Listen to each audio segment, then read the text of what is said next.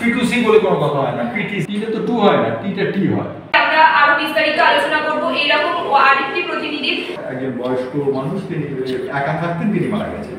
তোমাকে একটু বলতে হবে যে রহস্য, তুমি একটা রহস্যজনক জায়গায় গেছো, তুমি বলতে যে মৃত্যু না আত্মহত্যা। স্যার আপনি যেটা বললেন স্পট রিপোর্টিং আর ভিডিও অ্যাঙ্কারিং, এটা তো বুঝতে পারলাম যে ওটা পুরোপুরি মানে আপনার সেপারেট, যেটা আমরা বুঝতাম ওটা সেপারেট। তোমার হাতের মোবাইল, তোমার বিড়াল, তোমার বাড়িতে বন্ধু, তোমার বাবা মা সবাইকে নিয়ে তুমি আপন মনে 2 মিনিট করে কথা বলবে বা 1 মিনিট করে বলবে।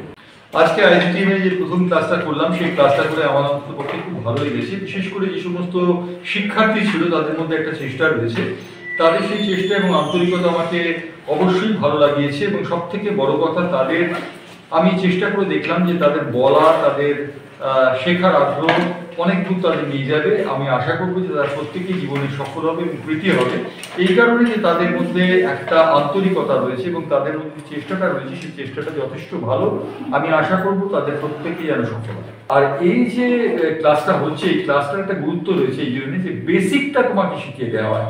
আমরা যখন যে কোনো ইউনিভার্সিটি বা কলেজে যাই, তখন পড়াশোনার পর যখন চাকরির ক্ষেত্রে যাই, তখন সেই সংগঠনটা আমার, সেই বিশ্ববিদ্যালয়টা চাকরির দরজা অবধি পৌঁছতে পারে, কিন্তু দরজাটা খুলে ভেতরে আমাকেই ঢুকতে হবে।